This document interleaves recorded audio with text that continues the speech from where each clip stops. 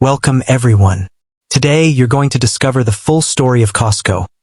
How a simple warehouse became a global empire built on honesty and trust. This story will not only inspire you, but it will also help you improve your English through real storytelling, clear sentences, and powerful vocabulary. Along the way, you'll learn about business, leadership, loyalty, and why millions of people around the world love Costco. Before we begin, make sure to subscribe for more stories that grow your mind and your English. Let's begin. Chapter 1: The Birth of an Idea. The story of Costco doesn't actually start with Costco. It begins much earlier with a man named Saul Price. Saul Price was a lawyer from San Diego. He didn't come from a rich family, but he had a strong sense of justice and fairness. He believed that business should not be about tricking people. It should be about honesty and value. Saul founded a store called FedMart. It was one of the first stores in the United States to use a membership model. Customers had to belong to a specific group, such as government workers, to shop there. But FedMart was more than just a discount store. It was a revolutionary idea. There was no fancy advertising, no unnecessary decorations, just bulk products sold at low prices inside a warehouse. It looked unusual, but it worked. FedMart grew quickly and people loved it.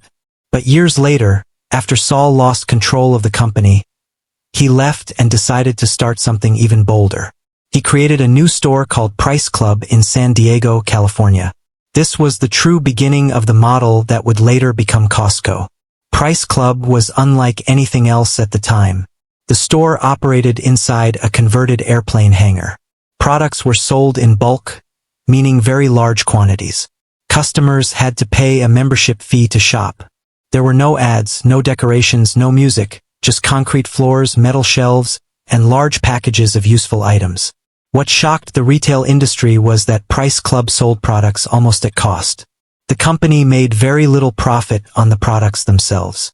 Instead, it earned money through membership fees, not by overcharging customers. At first, Price Club was created mainly for business owners, small restaurants, offices, and local shops that needed bulk supplies. But something unexpected happened. Everyday families began asking for memberships too. They wanted lower prices, bigger savings, and a no-nonsense shopping experience. Saul Price agreed, and the business exploded in popularity. At the same time, a young man named Jim Sinegal was building his career in retail. He had started working at FedMart, the same company Saul Price founded. Jim was humble, hardworking, and deeply inspired by Saul's values. He believed in treating customers fairly, keeping prices low, and respecting employees. Jim spent years learning every detail of ethical warehouse retail. He later worked at Price Club as well, gaining even more experience. In the early years of the decade, Jim met a wealthy businessman from Seattle named Jeff Brotman. Jeff had vision. Jim had experience. Together, they were about to create something massive. They opened the very first Costco warehouse in Seattle, Washington. The store was built on the same core ideas as Price Club, but with a few important changes. Costco allowed both businesses and individual customers to become members. It carried fewer products than traditional stores, focusing only on the best quality at the lowest prices. Everything was designed to be efficient, clean, and fast. Costco was not created by marketing experts. It was built by people who believed in fairness, logic, and long-term loyalty. The shopping experience was simple. Concrete floors, industrial shelves, bulk packages, free samples, friendly staff who were paid better than average, and no advertising at all. At first, some customers didn't understand the concept.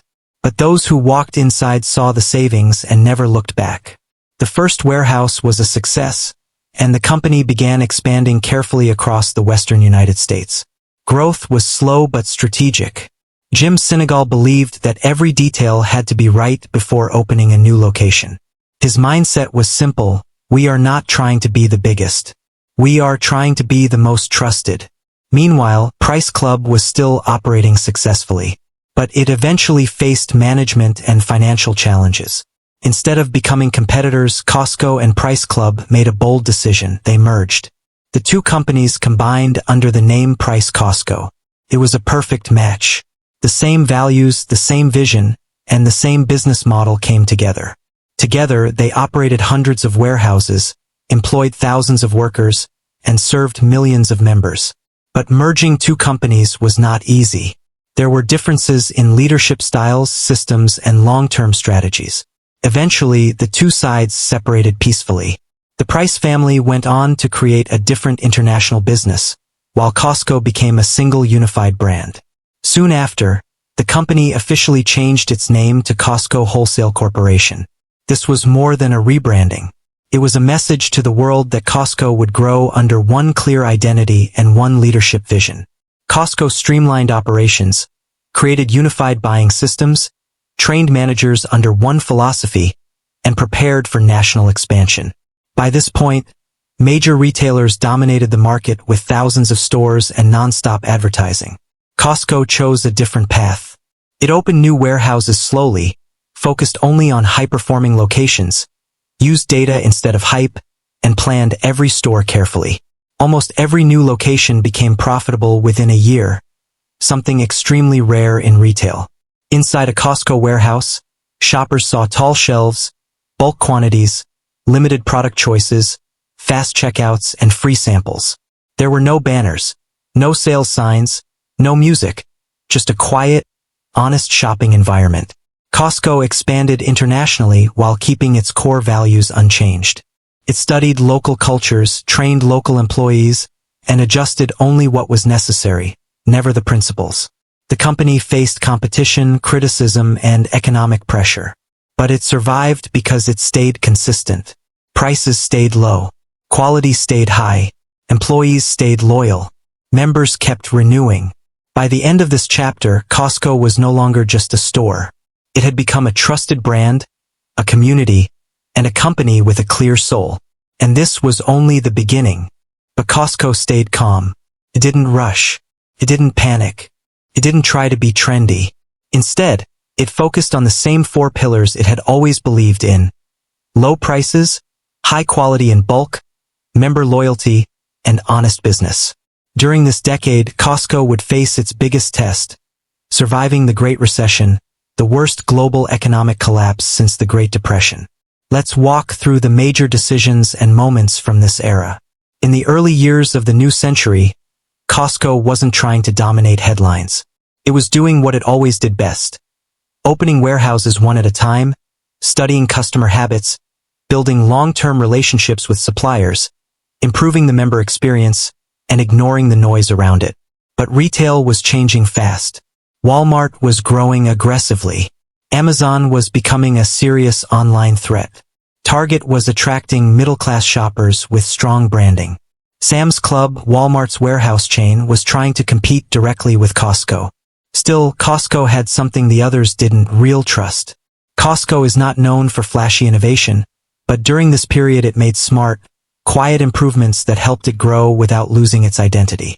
One major focus was the expansion of Kirkland's Signature. The private label brand had already existed, but now it grew into wines, organic foods, clothing, health supplements, baby products, and even luxury items like its famous French vodka. Shoppers quickly learned that the Kirkland name meant premium quality without a premium price. Kirkland was no longer just a store brand. It became a symbol of smart shopping. Costco also expanded its services. Pharmacies offered affordable generic medications. Optical centers provided reasonably priced glasses and eye exams. Gas stations near warehouses offered cheaper fuel for members. These additions made the membership far more valuable and gave people more reasons to visit regularly. Another part of Costco culture became legendary: the food court. Affordable pizza slices, chicken bakes, churros, soft-serve ice cream, and especially the hot dog and soda combo became traditions. People shopped in bulk, enjoyed a cheap meal, and went home happy. Throughout this period, Jim Sinegal remained CEO, and his leadership style never changed. He walked warehouse floors unannounced, checked prices by hand, inspected cleanliness, and spoke directly with employees and customers. He continued to take a modest salary, refused large bonuses, and showed no interest in becoming ultra-wealthy. While other retail executives earned enormous compensation packages, Jim believed that if he took more, someone else, a worker or a customer, would get less.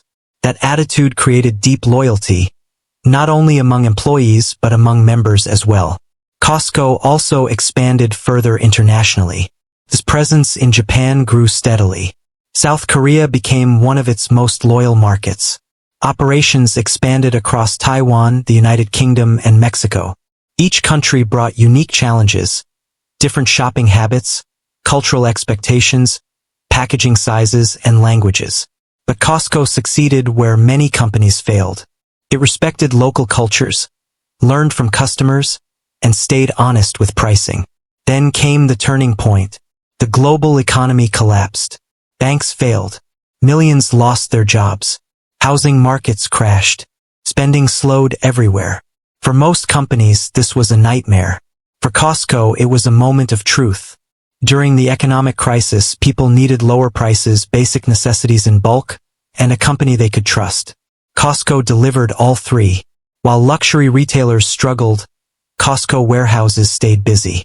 Families relied on affordable groceries, lower pharmacy prices, fuel savings, and better value than traditional stores.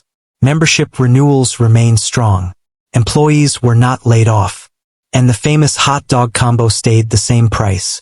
There was a moment that perfectly captured Costco's values. When an executive suggested raising the price of the hot dog, Jim Sinegal refused. Instead of charging customers more, Costco improved efficiency and built its own production systems to control costs. It wasn't about food.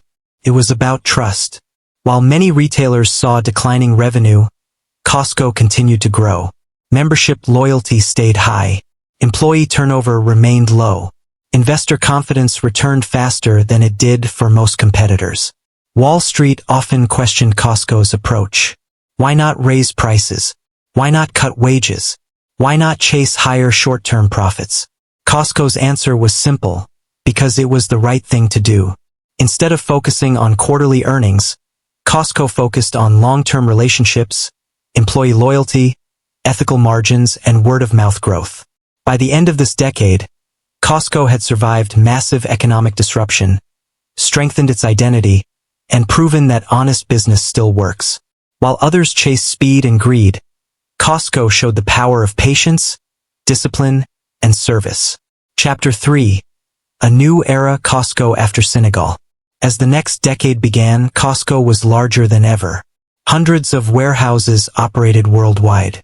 Tens of millions of members trusted the brand. Annual revenue had reached historic levels. Then something major happened. Jim Sinegal stepped down as CEO. After decades of humble leadership, hands-on involvement, and building a culture of integrity, Jim passed the responsibility to the next generation. Many people wondered whether Costco could continue without him. The new CEO was Craig Jelinek, a quiet leader who had worked at Costco for decades. He understood operations, culture, and values deeply. He wasn't flashy or media-driven. He believed in the same principles Jim had taught. This wasn't a change in direction. It was a continuation. Jim remained involved as an advisor, while Craig guided the company into a new retail era. That era brought new challenges. Online shopping exploded. Amazon dominated e-commerce. Mobile apps became essential. Fast delivery became the standard. Traditional retailers began collapsing. Shopping malls disappeared. Costco faced a critical decision. Change everything or stay true to its identity. Its answer was simple and powerful. Adapt without selling its soul. Costco invested carefully in online growth. It expanded its website, delivery services, digital pharmacy tools, and mobile apps. But it avoided gimmicks, fake urgency, and aggressive advertising. Most sales still came from physical warehouses because customers trusted the in-store experience. Costco expanded its services further: cheaper fuel, affordable healthcare products, travel packages, rental cars, and hotel deals. Many families realized they saved more through Costco than the cost of the membership itself. One product became legendary during this era: the rotisserie chicken. When costs rose, Costco didn't raise prices. Instead, it invested in its own supply chain to control quality and cost. This decision reflected Costco's long-term mindset. It wasn't about chicken. It was about control, trust, and consistency. Over the years, Costco expanded globally into new markets, strengthened the Kirkland signature brand, and continued growing steadily without shortcuts. It avoided mass advertising. It avoided manipulation. It avoided fake sales. Prices remained honest. Employees continued to be paid well. Members stayed loyal.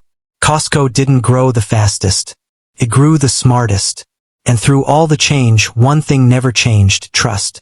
Costco continued to pay its employees better than the industry average. It offered full benefits even to part-time workers, promoted from within, and built a culture of loyalty and pride. While retail became known for low wages and high turnover, Costco became a place where people stayed for years, even decades. Many employees built entire careers there. When the world entered its next major crisis, that loyalty became more important than ever. As the global pandemic spread, Costco once again faced a moment of truth. Panic buying swept across the world. Warehouses were overwhelmed. Essential items disappeared from shelves within hours. Costco responded calmly and responsibly. It placed limits on purchases to prevent hoarding. It protected employees with safety equipment and extra pay. It refused to raise prices during fear and uncertainty. It expanded delivery and pickup options. Communication remained clear and steady. Costco also provided additional hourly pay and bonuses for frontline workers, and made sure no employee lost benefits during the crisis. While many companies laid off staff, Costco protected its people. Once again, the message was clear. In every crisis, we stand by our employees. Over this decade, Costco changed leadership, entered the digital world, expanded globally, survived a global pandemic, and earned the trust of nearly 100 million paying members. It did all of this without chasing hype, abusing workers, cheating customers, or selling its soul. Costco proved that you can evolve without becoming fake. Chapter 4: Why Costco Works. Lessons from the most trusted retailer in the world. If Costco's success could be summarized in one sentence, it would be this: do the right thing, even when nobody is watching. This simple principle guided every decision Costco made, from pricing and hiring to store design and global expansion. The business model is not complicated. It is not driven by greed or manipulation. It is built on trust, logic, simplicity, and consistency. Let's break down the key lessons Costco teaches us. In business, leadership, and life. Price versus trust. Most retailers use psychological tricks, fake discounts, inflated prices followed by pretend sales, endless limited-time offers. Costco refuses to play that game.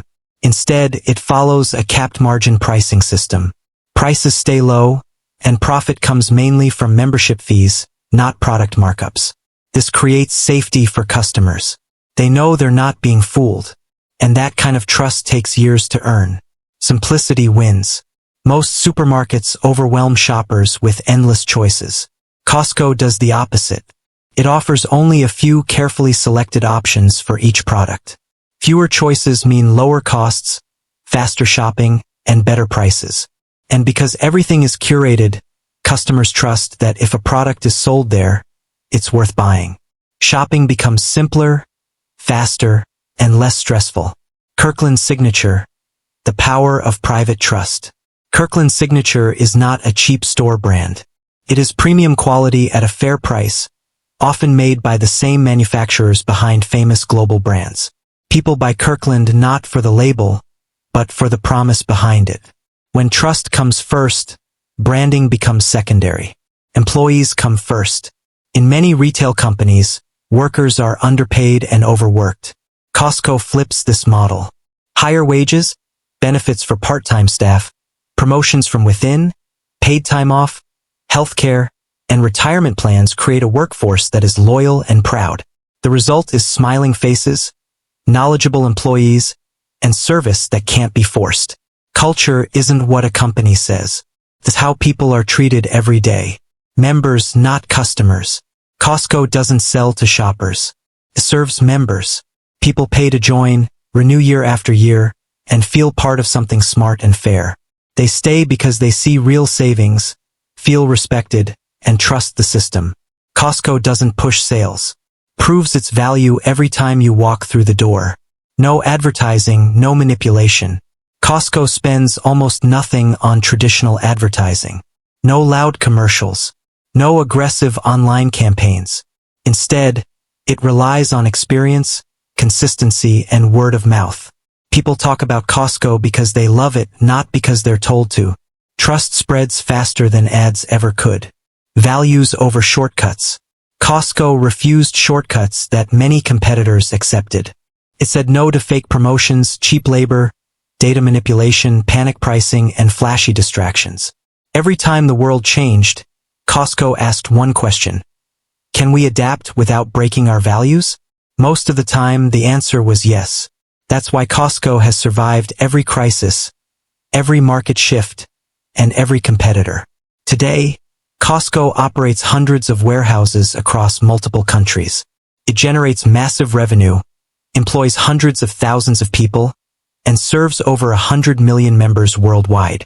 But the most important thing it has built cannot be measured on a spreadsheet. Trust. Costco's story is not just about retail. It is a lesson in long-term thinking. They didn't chase trends. They stayed focused. They didn't add complexity. They chose simplicity. They didn't break promises.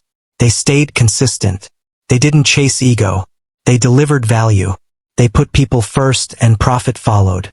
This mindset applies beyond business. Be honest. Don't fake success. Be simple. Focus on what matters. Be consistent. Show up the same way every day. Treat people well. Respect always wins. Play the long game. Build something real. Whether you're a student, entrepreneur, artist, or language learner, Costco proves that you don't have to be loud to be powerful. You just have to be honest and excellent. Costco was never meant to be glamorous. It wasn't flashy or trendy, but it became a global icon, a business case study, an employee haven, and a symbol of ethical capitalism. It became a place where people don't feel like customers, they feel like family. In a world that changes constantly, Costco stayed true to itself. And that made all the difference. This is the full story of Costco, from humble beginnings to a lasting global legacy.